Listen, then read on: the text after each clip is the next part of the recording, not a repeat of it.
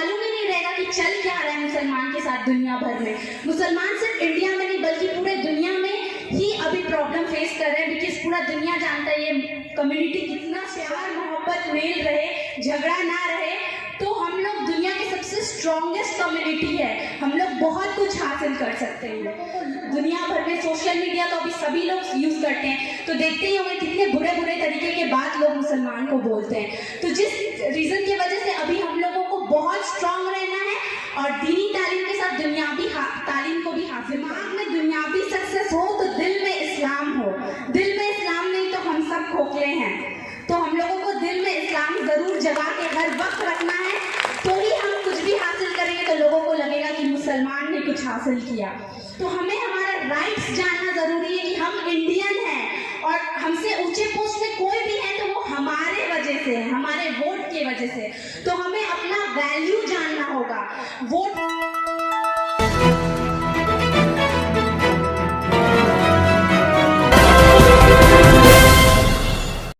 AIIMS नई दिल्ली व सफदरजंग नई दिल्ली के सीनियर डॉक्टर अब आपके शहर सिवान में।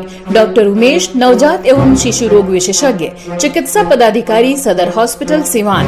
डॉक्टर उमेश जो आपके बच्चों का कर रहे कुशल व बेहतरीन इलाज। सुशीला देवी हॉस्पिटल, डॉक्टर उर्मिला अखौरी के सामने, hospital road Siwan. Mobile number 9199720654 और 7250722154।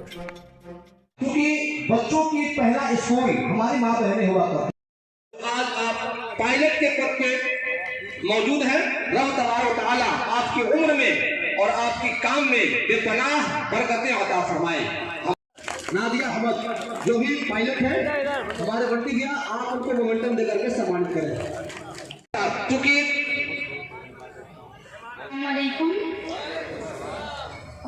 मैं सादिया अहमद हूँ, मेरा एंसेस्ट्रल बैकग्राउंड बिहार से ही है। मैं हमेशा आया जाया करती हूँ यहाँ से और रहती कोलकाता में हूँ। तो सबसे पहले बंटी अंकल को बहुत बहुत थैंक यू मेरे को यहाँ पे इनवाइट करने के लिए और इतना रिस्पेक्ट देने के लिए। और आज हम सब गैदर्ड हुए बहुत अच्छे एक टॉपिक के लिए, बहुत अच्छे चीज़ को बढ़ावा देने के लिए, माइनॉरिटीज़ के लिए, जिसको बोलते हैं अल्पसंख्यक। तो इंडिया में या पूरे दुनिया भर में हर जगह ये चीज़ आजकल हम लोग सभी फेस करते हैं, अल्पसंख्यक, माइनॉरिटीज़। और India as being a second populated country, बहुत ज़्यादा पॉपुलेशन है, चाइना के बाद इंडिया ही आता है जिसमें सबसे ज़्यादा पॉपुलेशन है। हिंदूज़ के बाद सबसे ज़्यादा मुस्लिम्स का पॉपुलेशन है, जिसमें से मुस्लिम्स बहुत फेस करते हैं माइनॉरिटीज़ को। Not just Muslim, Christian, Sikh, Buddhist, बहुत सारे ऐसे हैं जो लोग ये चीज़ को फेस करते हैं, माइनॉरिटीज़ को, अल्पसंख्यक को, जिसकी वजह से बहुत सारे डिस्क्रिमिनेशन फेस करने होते हैं, थ्रेट्स, वायलेंस, और लोग ताना मारते हैं, बहुत ज़्यादा डराते हैं, और बहुत बार तो थ्रेटनिंग भी मिलता है कि हम मुस्लिम्स को ये कंट्री छोड़ देना चाहिए। मैं यहाँ ये पॉइंट्स रखना नहीं चाहती थी, बट ये बहुत इम्पॉर्टेंट है कहना, क्योंकि हम मुस्लिम्स बहुत ये चीज़ फेस करते हैं। ना कि सिर्फ माइनॉरिटीज़ बट मेजॉरिटीज़ ऑफ मुस्लिम ये चीज़ फेस करते हैं। आजकल तो कुछ ज़्यादा ही ये चीज़ हमें सुनने को मिलता है कि हम ये कंट्री के सिटीज़न नहीं हैं, मुसलमान हैं, छोड़ दे। बट मेरा कहना ये है और मेरा मानना ये है कि मेरे एंसेस्ट्रल्स, इंडिपेंडेंट हुआ था इंडिया 1947 में, उससे पहले फ्रीडम के वक्त भी वो लोग थे। तो हम मुसलमान क्यों छोड़े? हम हक से, इसी मिट्टी से बने हुए, ये हमारा मुल्क है।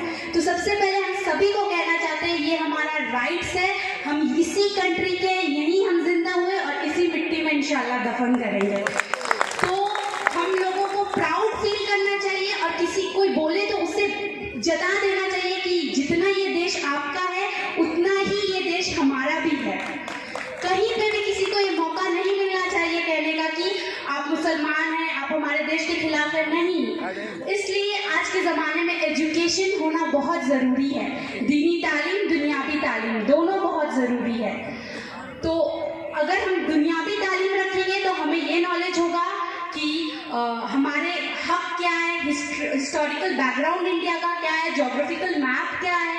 तो इस दुनियावी तालीम से ये तालीम हम हासिल करेंगे और दीनी तालीम से हमें ये इल्म मिलेगा कि हमारे नबी ने ये कहकर हमें गए हैं कि सबसे पहले दुआ में मुल्क के लिए अपना दुआ करो। जो इंसान को मतलब अपने मुल्क के लिए पूरा 100% लॉयल्टी दिखाना चाहिए। तो हमें ये चीज़ दिमाग में रहते हुए हमेशा इस मुल्क के लिए लड़ना होगा और हमेशा लोग को ये साबित करना होगा कि we are as equal citizen as you guys are.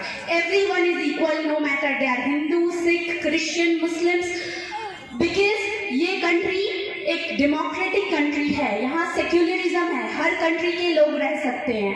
अल्पसंख्यक माइनॉरिटीज बहुत फेस करते हैं अनएम्प्लॉयमेंट, एजुकेशन, अच्छे स्कूल्स में बच्चों को एडमिशन नहीं मिलता, अच्छे पोस्ट में जॉब में नौकरी नहीं मिलता है because of this minority thing. ये डिस्क्रिमिनेशन की वजह से हमें बहुत प्रॉब्लम फेस करना पड़ता है। मैं कुछ पॉइंट्स लिखी हूँ यहाँ पे जो अल्पसंख्यक के ही रिलेटेड है। तो 2011 में 14.2% लोग अभी तक माइनॉरिटीज हैं जिन्हें ये सब चीज़ें फेस करना हो रहा है। प्रायोरिटी नहीं मिल रहा है, ना ही जॉब में, ना ही एजुकेशन में, किसी चीज़ में नहीं मिल रहा है। तो इसलिए मैं यहाँ सब जितने भी पेरेंट्स, माँ बाप बैठे हैं, मैं सबसे रिक्वेस्ट करती हूँ कि अपने बच्चों को दीनी और दुनियावी दोनों तालीम दें। बहुत ज़रूरी है अभी के ज़माने में अप टू डेट रहना, दुनिया में क्या चल रहा है ये जानना। दुनिया में अभी हम सभी यहाँ पे बैठे हैं और सभी जानते हैं फ़लस्तीन के साथ क्या हो रहा है, तो हम लोगों को उसके लिए नॉलेज रखना बहुत ज़रूरी है। अगर हमको नॉलेज नहीं रहेगा तो हमको मालूम ही नहीं रहेगा कि चल क्या रहा है मुसलमान के साथ दुनिया भर में। मुसलमान सिर्फ इंडिया में नहीं बल्कि पूरे दुनिया में ही अभी प्रॉब्लम फेस कर रहे हैं बिकॉज पूरा दुनिया जानता है ये कम्युनिटी कितना स्ट्रॉन्ग है। और हम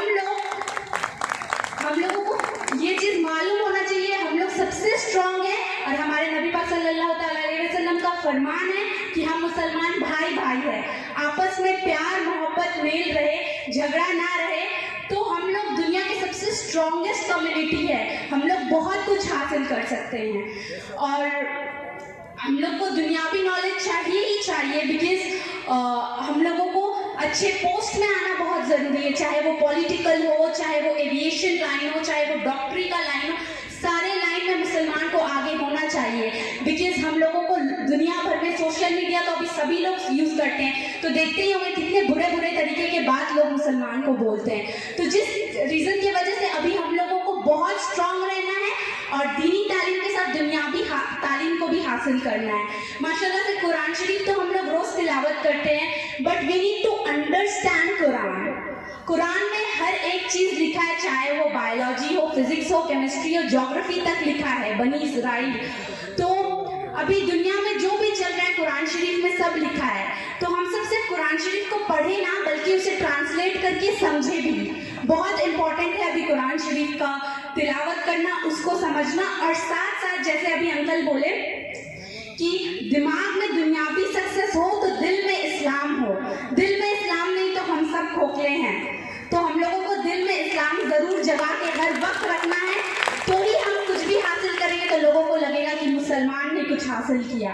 तो it is very important for us, और हमें अपना राइट्स मालूम होना चाहिए कि हम एक एक लोग यहाँ पे इंडियंस हैं और हर लोग यहाँ पे माइनॉरिटीज़ को बहुत लोग होते हैं ना, पॉलिटिशियंस वगैरह वगैरह, जो लोग थ्रेट करते हैं, वायलेंस करते हैं, मारते हैं, बहुत अच्छे घर तक प्रोवाइड नहीं करते हैं। तो हमें हमारा राइट्स जानना ज़रूरी है कि हम इंडियन हैं और हमसे ऊंचे पोस्ट में कोई भी है तो वो हमारे वजह से, हमारे वोट की वजह से। तो हमें अपना वैल्यू जानना होगा। वोट होता है जब उससे पहले बहुत लोग को ये चीज़ नॉलेज हासिल करना होगा कि हाँ कौन सही है, सही चुनना बहुत ज़रूरी है। तो इसके लिए हमें मजबूत बनना होगा, अपने ऊपर भरोसा रखना होगा और अपना वैल्यू को समझना पड़ेगा।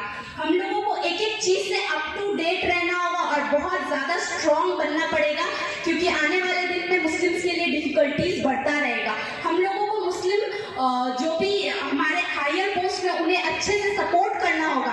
अगर हम उनको सपोर्ट नहीं करेंगे तो वो लोग अच्छे पोस्ट में नहीं आएंगे, और अच्छे पोस्ट में नहीं आएंगे तो दुनिया मतलब इंडिया में मुसलमान का नाम मिटेगा। तो हम लोगों को एक मुसलमान को दूसरे मुसलमान का हर चीज़ में सपोर्ट करना चाहिए। जो भी दीन और दुनिया में आगे बढ़े उन्हें हमें सपोर्ट करना चाहिए। और कभी अपने आप को माइनॉरिटी दुनिया वाले कहेंगे, आप पेपर में माइनॉरिटीज़ में टिक मार्क करेंगे, बट अपने आप को ये जानना होगा कि I am the majority, I am the citizen and this country is running because of me. So हम लोगों को मजबूर नहीं बनना है, मजबूत बनना है.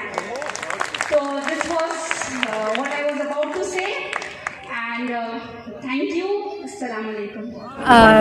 शौक था इसलिए वो आसान होता रहा, क्योंकि वो शौक था तो सारा डिफ़िकल्टी और जितना सैक्रिफाइस था वो अच्छा लगने लग गया, क्योंकि मेरे को एनी हाउ वो हासिल करना ही था. शौक है कि आप पायलट नहीं बने, ऐसा बचपन से शौक था क्या?